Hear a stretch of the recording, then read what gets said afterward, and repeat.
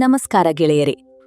ಇಂದಿನ ಈ ವೇಗದ ಜಗತ್ತಿನಲ್ಲಿ ನಾವೆಲ್ಲರೂ ಸಾವಿರ ಜನರ ನಡುವೆ ಇದ್ದರೂ ಎಷ್ಟೋ ಬಾರಿ ವಿಪರೀತ ಒಂಟಿತನವನ್ನು ಅನುಭವಿಸುತ್ತೇವೆ. ನನ್ನವರು ಯಾರೂ ಇಲ್ಲ, ನನಗೆ ಯಾರ ಬೆಂಬಲವೂ ಇಲ್ಲ, ನಾನು ಪ್ರೀತಿಸಿದವರೇ ನನ್ನನ್ನು ಕೈಬಿಟ್ಟರು ಎಂದು ಹಗಲಿರುಳು ಕೊರಗುತ್ತೇವೆ. ಆದರೆ ನೆನಪಿಡಿ, ಗರ್ಭದಿಂದ ಚಿತೆಯವರೆಗೆ ಮನುಷ್ಯ ಸಾಗುವುದು ಒಂಟಿಯಾಗಿಯೇ. ಮಹಾಭಾರತದ ಕುರುಕ್ಷೇತ್ರ ಯುದ್ಧದಲ್ಲಿ ರಣರಂಗದ ಮಧ್ಯೆ ತನ್ನವರೇ ಶತ್ರುಗಳಾಗಿ ನಿಂತಿದ್ದಾಗ ಅರ್ಜುನನೂ ಕೂಡ ಹೀಗೆಯೇ ವಿಪರೀತ ಒಂಟಿತನ ಮತ್ತು ಖಿನ್ನತೆಗೆ ಜಾರಿದ್ದನು. ಆಗ ಜಗನ್ನಾಟಕ ಸೂತ್ರಧಾರಿ ಶ್ರೀಕೃಷ್ಣ ಪರಮಾತ್ಮನು ಅರ್ಜುನನಿಗೆ ಒಂಟಿತನದ ಹಿಂದಿರುವ ಅತಿದೊಡ್ಡ ರಹಸ್ಯವನ್ನು ತಿಳಿಸಿಕೊಡುತ್ತಾನೆ. ಒಂಟಿತನ ಎನ್ನುವುದು ಶಾಪವಲ್ಲ, ಅದು ಪರಮಾತ್ಮನೇ ನಿನಗೆ ನೀಡಿದ ಅತಿದೊಡ್ಡ ವರ ಎನ್ನುತ್ತಾನೆ.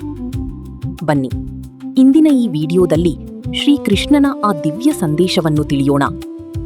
ವಿಡಿಯೋವನ್ನು ಕೊನೆಯವರೆಗೂ ನೋಡಿ, ಏಕೆಂದರೆ ಕೊನೆಯಲ್ಲಿರುವ ಪರಮಾತ್ಮನ ಮಾತು ನಿಮ್ಮ ಬದುಕಿನ ದಿಕ್ಕನ್ನೇ ಬದಲಾಯಿಸುತ್ತದೆ.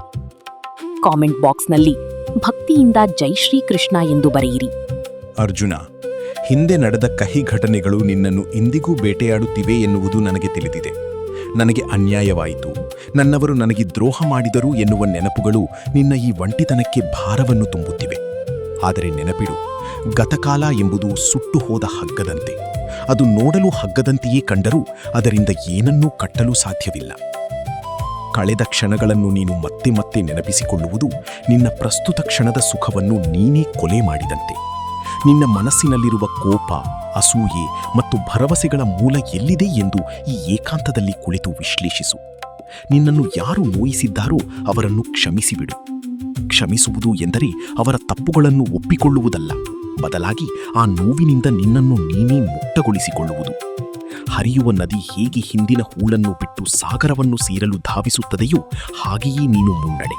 ಪಾರ್ಥ, ನಿನ್ನ ಹೊರಗಿನ ಕಣ್ಣುಗಳು ಜಗತ್ತನ್ನು ನೋಡುತ್ತವೆ, ಆದರೆ ಅಂತರಂಗದ ಕಣ್ಣು ನಿನ್ನನ್ನು ನೋಡಬೇಕು. ಒಂಟಿತನವು ನಿನಗೆ ಒಂದು ಅದ್ಭುತ ಕನ್ನಡಿಯಂತೆ ಕೆಲಸ ಮಾಡುತ್ತದೆ. ಇತರರ ಜೊತೆಗಿದ್ದಾಗ ನೀನು ಅವರನ್ನು ಮೆಚ್ಚಿಸಲು ನಾಟಕವಾಡುತ್ತೀಯ, ಆದರೆ ಒಬ್ಬನೇ ಇದ್ದಾಗ ಮಾತ್ರ ನೀನು ನಿಜವಾದ ನೀನು ಆಗಿರುತ್ತೀಯ. ನಿನ್ನ ಬಲಹೀನತೆಗಳೇನು, ನಿನ್ನ ಸಾಮರ್ಥ್ಯಗಳೇನು ಎಂದು ಅರಿಯಲು ಈ ಮೌನಕ್ಕಿಂತ ದೊಡ್ಡ ಗುರು ಇನ್ನೊಬ್ಬನಿಲ್ಲ.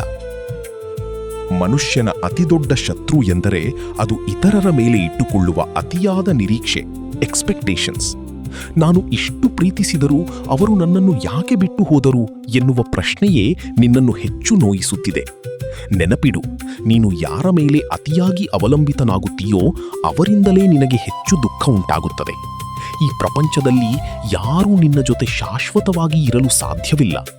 ನಿರೀಕ್ಷೆಗಳನ್ನು ಕಡಿಮೆ ಮಾಡಿದಷ್ಟು ನಿನ್ನ ಒಂಟಿತನವೂ ನಿನ್ನನ್ನು ಕಾಡುವುದು ಕಡಿಮೆಯಾಗುತ್ತದೆ. ಸಂತೋಷ ಎನ್ನುವುದು ನಿನ್ನ ಒಳಗಿನಿಂದ ಬರಬೇಕೇ ಹೊರತು ಅದು ಬೇರೆಯವರಿಂದ ನಿನಗೆ ಸಿಗುವ ವಸ್ತುವಲ್ಲ. ಈ ಪ್ರಕೃತಿಯು ಭಗವಂತನ ಸಾಕಾರ ರೂಪ ಎನ್ನುವುದನ್ನು ಮರೆಯಬೇಡ. ನೀನೊಬ್ಬನೇ ಇದ್ದೇನೆ ಎಂದು ಭಾವಿಸುವುದು ನಿನ್ನ ಅಜ್ಞಾನ. ಕಿಟಕಿಯಿಂದ ಹೊರಗೆ ಹಾರುವ ಹಕ್ಕಿ, ಬೀಸುವ ಗಾಳಿ ಮತ್ತು ಮೌನವಾಗಿ ನಿಂತಿರುವ ಮರಗಳನ್ನು ಒಮ್ಮೆ ಗಮನಿಸು. ಅವೆಲ್ಲವೂ ಭಗವಂತನ ಸೃಷ್ಟಿ. ಪ್ರಕೃತಿಯ ಲಯಕ್ಕೆ ನಿನ್ನ ಮನಸ್ಸನ್ನು ಒಪ್ಪಿಸಿಕೊಂಡರೆ ಒಂಟಿತನದ ನೋವು ತಾನಾಗಿಯೇ ಮರೆಯಾಗುತ್ತದೆ. ಒಂದು ಸಣ್ಣ ಬೀಜವು ಮಣ್ಣಿನೊಳಗೆ ಒಬ್ಬಂಟಿಯಾಗಿ ಹೂತು ಹೋಗಿ ನಂತರ ದೊಡ್ಡ ಹೆಮ್ಮರವಾಗಿ ಹೊರಬರುತ್ತದೆ. ನಿನ್ನ ಈ ಒಂಟಿತನವು ಒಂದು ಬೀಜದ ಅವಸ್ಥೆಯಂತೆ ಇರಲಿ. ಇದು ನಿನ್ನ ಬೆಳವಣಿಗೆಯ ಪೂರ್ವ ಸಿದ್ಧತೆ. ನಿನ್ನ ಏಕಾಂತವನ್ನು ಧ್ಯಾನಕ್ಕೆ ಮೀಸಲಿಡು.